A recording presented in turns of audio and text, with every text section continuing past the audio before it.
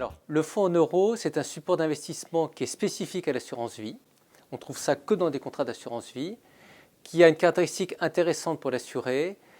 C'est en fait tout d'abord une garantie du capital. À tout moment, si j'ai versé 100 euros, je suis sûr et certain de pouvoir recueillir 100 euros. Deuxièmement, c'est ce qu'on appelle l'effet cliquet. L'effet cliquet, c'est quoi? C'est le fait que les intérêts se capitalisent au jour le jour. Chaque jour, j'ai un petit peu plus. Troisième dimension du fonds en euros, c'est la liquidité, c'est-à-dire que l'épargnant peut verser, retirer à tout moment de l'argent sur un fonds en euros, alors que l'assureur, lui, est engagé sur long terme. Donc il y a un petit peu une dichotomie dans les fonds en euros entre la durée d'engagement de l'assureur et celle de l'assuré qui est là au jour le jour s'il le souhaite. Dans la pratique, l'assuré reste en moyenne 8 à 10 ans, voire 15, 16 ans sur un fonds en euros. Pour atteindre cette performance, un fonds en euros a une allocation d'actifs qui est adaptée. Globalement, on a 20% de poches de diversification, c'est-à-dire des actions d'immobilier, et 80% d'obligations, avec une part globalement moitié-moitié entre les obligations souveraines, c'est-à-dire des obligations d'État européens ou d'agences d'État, et puis des obligations corporate, c'est-à-dire des obligations d'entreprise. Ce que rapporte un fonds en euros, ça dépend de la nature du fonds. Il y a plusieurs types de fonds en euros. Il y a ce qu'on appelle des fonds en euros classiques, qui respectent l'allocation 80-20 qu'on a vu précédemment. 80% d'obligations, 20% de diversification. Mais il y a aussi des fonds en euros immobiliers, des fonds en euros dynamiques, des fonds en euros de retraite. Alors, deuxième caractéristique sur les fonds en euros en termes de rendement, c'est que le fonds en euros vous verse aujourd'hui une performance financière qui a été acquise grâce aux investissements d'hier. Et dans un contexte où les taux d'intérêt baissent, c'est très intéressant, puisqu'on perçoit aujourd'hui la performance d'obligations achetées il y a 3 ans, 5 ans, 8 ans ou 10 ans. Donc il y a un effet d'inertie extrêmement intéressant pour l'épargnant dans le fonds en euros, tant que les taux d'intérêt baissent. C'est ce qui s'est passé depuis 30 ans. Alors concrètement, ces dernières années, qu'est-ce qu'a rapporté un fonds en euros? En 2019, nous estimons la performance financière, les taux servis sur les fonds en euros sur des contrats individuels. Pour des fonds en euros classiques, la performance on l'évalue à 1,33%. Et en 2020, nous estimons que la baisse sera de 25 centimes, c'est-à-dire 0,25%. Donc on estime le rendement à 1,08%. Vous me direz que ce n'est pas les chiffres de la FFA ni de la CPR, c'est normal, puisque nous segmentons les fonds et nous segmentons les contrats. Donc nous, le rendement que l'on donne, c'est celui que touche vraiment le Français sur son contrat à lui. C'est du fonds en euros classique sur un contrat d'assurance vie individuelle. On n'intègre pas dans cette moyenne des contrats de retraite collective, des contrats de retraite Madelin, ni des fonds en euros immobiliers ou des fonds en euros dynamiques. Ce qui fait que les fonds en euros sont mis en cause aujourd'hui, c'est que l'univers dans lequel ont été bâtis les fonds en euros, cet univers, il a changé et il pose un certain nombre de difficultés aux compagnies d'assurance en termes de solvabilité d'investissement. Première chose, c'est la garantie du capital à tout moment.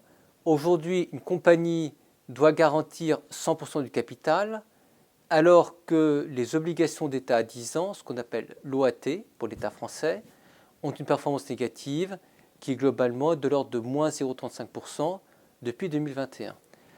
Deuxième contrainte qui pèse très fort sur les fonds en euros, c'est que maintenant il y a de nouvelles normes prudentielles qu'on appelle solvabilité 2, qui obligent, entre guillemets, à peser le poids de chaque actif en termes de risque.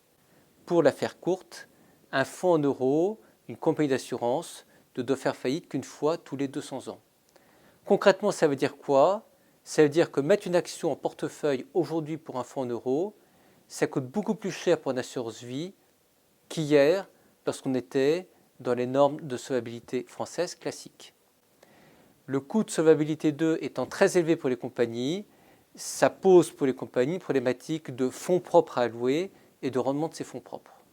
Face à cette contrainte, les compagnies sont obligées de modifier finalement ce qu'on appelle le paradigme, faire évoluer des composantes du fonds en euros. Se dire qu'on continue avec une garantie de 100% du capital net de frais en investissant dans une OAT qui est à moins 0,35, c'est pas possible. Alors, Les compagnies, heureusement, évoluent. Et moi, ce que je souligne, c'est que le secteur de l'assurance vie anticipe extrêmement bien toute l'évolution nécessaire du fonds en euros.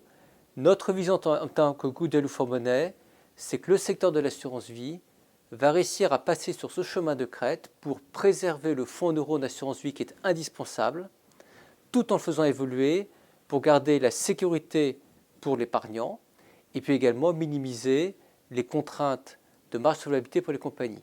Alors qu'est-ce qui se passe aujourd'hui? Qu'est-ce que l'on voit? C'est que tout d'abord, les compagnies font basculer la garantie du capital à une garantie nette des frais de gestion du contrat, qui sont généralement entre 0,6 et 1% par an, à une garantie brute de frais.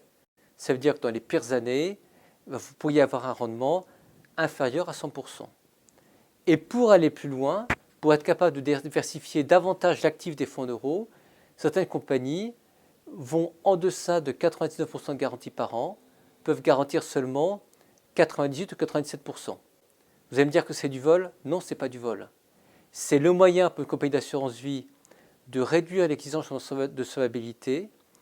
C'est aussi le moyen pour une compagnie de diversifier davantage l'actif de son fonds en euros et donc de passer progressivement de 20% de poche de diversification à 22, 25 et voire 30% à terme, ce qui serait la meilleure chose pour les fonds en euros.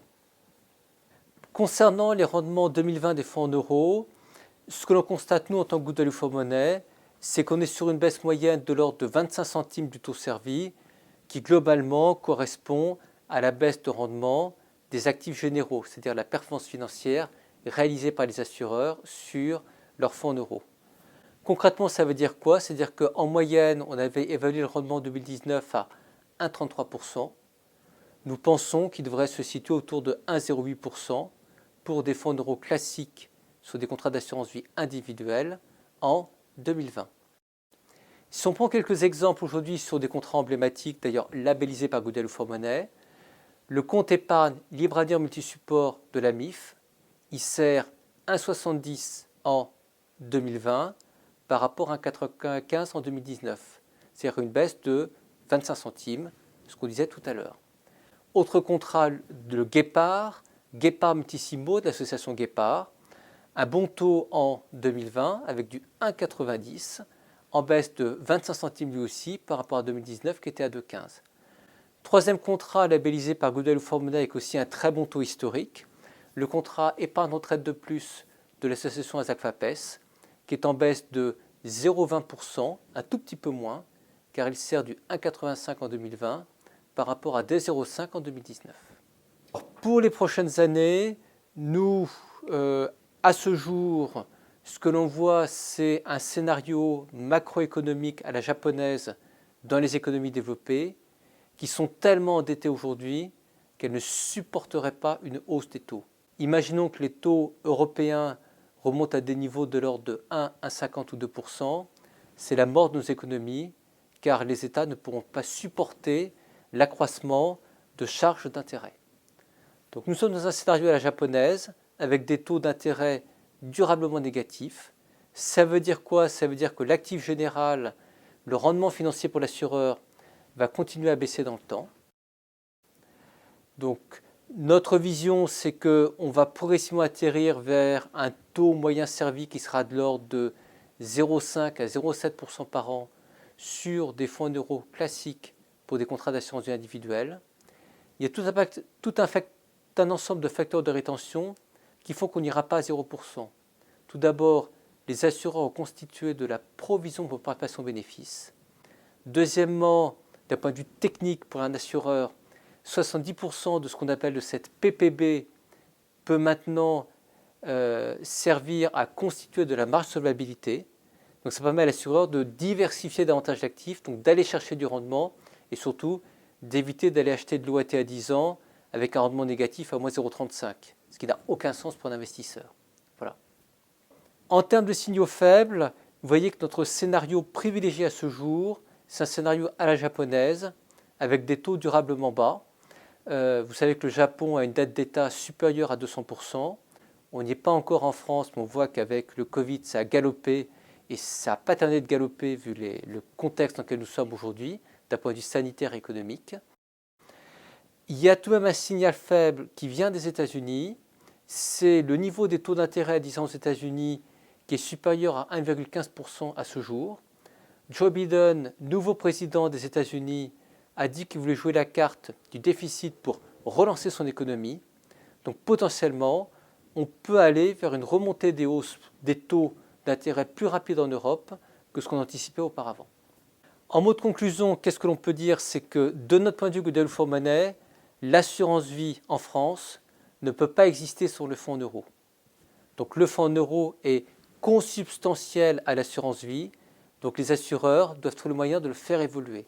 C'est ce qu'ils font aujourd'hui en abaissant la garantie du capital, c'est ce que font d'autres en différant dans le temps le fait de servir les taux d'intérêt sur le fonds euro pour privilégier les épargnants qui restent dans le temps. Et ce que l'on peut dire aussi, c'est que le fait de doter la provision pour participation aux bénéfices permet aux assureurs de mettre en réserve pour demain et permet aux assureurs aussi de diversifier davantage leurs actifs, donc d'assurer une pérennité à la gestion financière des fonds euro.